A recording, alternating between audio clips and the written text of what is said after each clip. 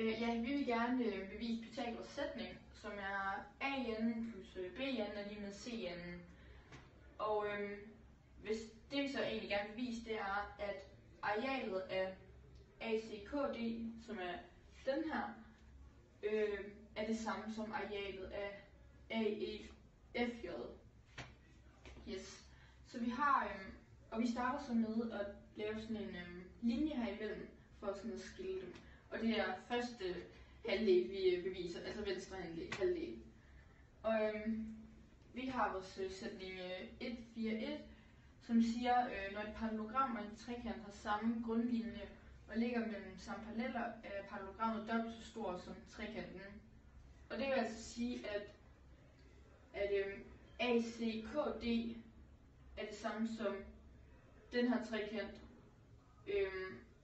DAB gange 2, som også står her, og tilsvarende med, at vi har en til trekant her, og der siger vi så, at AEFJ er ACJ gange 2. Okay. Med sætning 1,4 har vi så, at to trekanter er lige store, altså de har samme areal, når de har en vinkel, og de to huslængder sider stykvis er lige store. Det kan vi så, eller det ved vi, da det er, at vi har begge de to kvadrater, som har henholdsvis to vinkler på 90 grader, og da de så begge to overskuddene har den her vinkel mellem dem, den er jo så lige stor, da de begge to har den. Ja.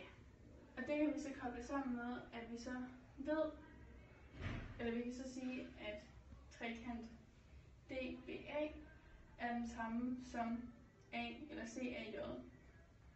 Og det kan vi så, i forhold til de huslængde sider, så ved vi så, at sidelængden AB er den samme som AJ, og sidelængden AD er den samme som AC.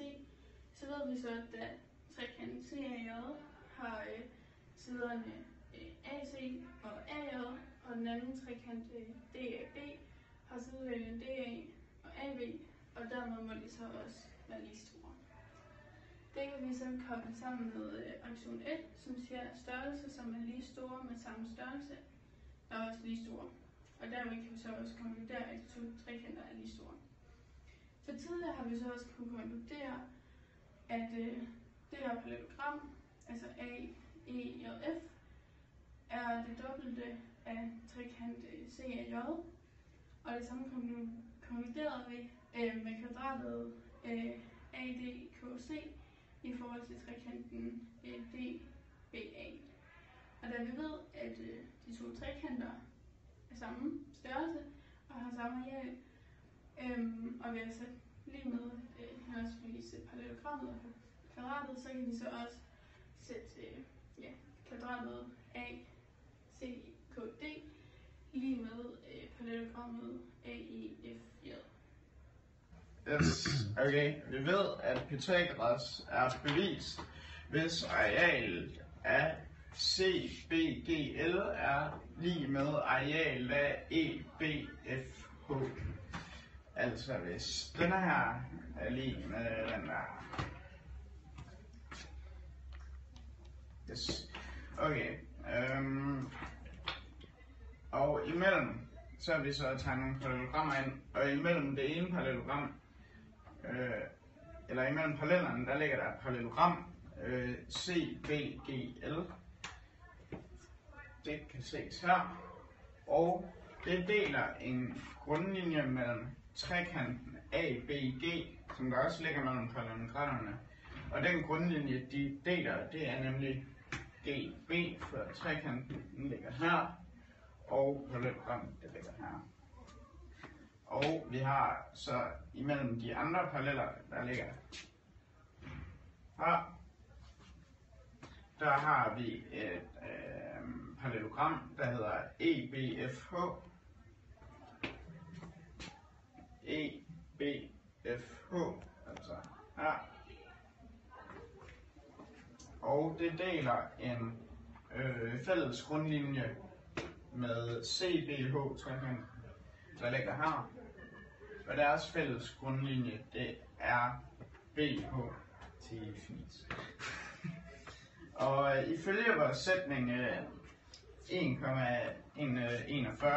så ved vi, at når et parallelogram og en trekant har samme grundlinje og ligger mellem samme paralleller, som de gør, så er parallelogrammet dobbelt så stort som trekanten. Ergo kan vi skrive det som arealet af EBFH er lig med 2 gange arealet af CBH. Altså så, at arealet af den her er lig med arealet af 2 gange af den her trekant. Yes, vi ved, at den her side er lige stor som den her side, altså CB er lige stor som BG, fordi det er en kvadrat, det er tegnet ud fra. Og vi ved ud fra det sætning 1,4, at det 2 trekanter har lige store areal. Når en vinkel og 2 hosliggende sider stykkevis er lige store. Og vi ved, at de her stykkevis er lige store, fordi at den har en side her på den røde, og den er jo lige stor med den her side, som den orange har. Vi ved så også, at de har lige store vinkler, fordi at den har en vinkel her, den orange her, og den er lige stor, som den røde har her.